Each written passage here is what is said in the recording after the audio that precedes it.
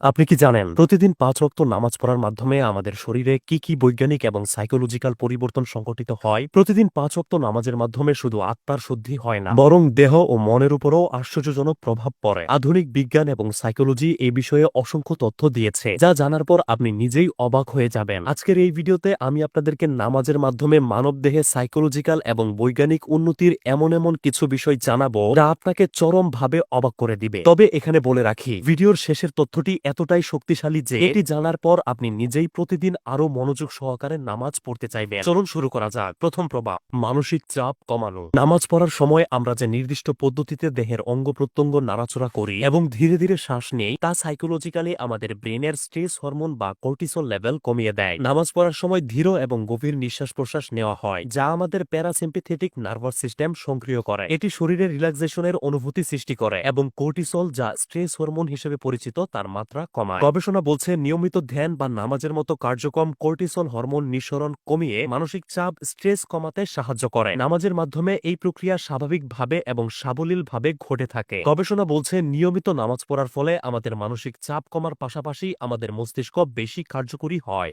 দ্বিতীয় প্রভাব, ফোকাস ও মনোযোগ বৃদ্ধি। নামাজ পড়ার সময় আমাদের মন সম্পূর্ণরূপে আল্লাহর প্রতি মনোযোগ দেয়। একই সাথে নামাজ পড়ার সময় আমাদের মনোযোগ সম্পূর্ণরূপে নির্দিষ্ট আয়াতের উপর কেন্দ্রীভূত থাকে। এই প্রক্রিয়াটি সাইকোলজিক্যালি আমাদের কগনিটিভ ফাংশন বা মনোযোগের ক্ষমতা উন্নত করে থাকে। যারা নিয়মিত নামাজ পড়েন তাদের মধ্যে যে কোনো কাজের প্রতি ফোকাস করার ক্ষমতা অনেক বেশি হয়ে থাকে। একই সাথে এই বিষয়টি আমাদের মনস্তাত্ত্বিক চাপ হ্রাস করে এবং চিন্তা ভাবনার স্বচ্ছতা বৃদ্ধি করে। তৃতীয় প্রভাব, শারীরিক ফিটনেস। আপনি হয়তো জানেন না, কিন্তু নামাজের মাধ্যমে আপনি নিয়মিত যে রুকু এবং সিজদা দিয়ে থাকেন তা আসলে একটি মাইন্ড এক্সারসাইজ। এটি শরীরের রক্ত প্রবাহকে সক্রিয় করে এবং ব্লাড প্রেশার নিয়ন্ত্রণে রাখে। সিজদার সময় মাথা নিচের দিকে ঝুঁকে থাকার কারণে মস্তিষ্কে রক্ত সঞ্চালন বৃদ্ধি পায়। এটি মস্তিষ্কে অক্সিজেন এবং পুষ্টি সরবরাহ উন্নত করতে সহায়ক হয়ে থাকে। একই সাথে সিজদার সময় শারীরিক ও মানসিক প্রশান্তি পাওয়া যায়। এটি স্ট্রেস হরমোন কমাতে সাহায্য করে, যা মস্তিষ্কের কার্যক্ষমতা উন্নত করে থাকে। দীর্ঘ সিজদা মনোযোগ এবং ধৈর্য বাড়াতেও সাহায্য করে থাকে। এটি নিউরোপ্লাস্টিসিটি উন্নত করতে পারে।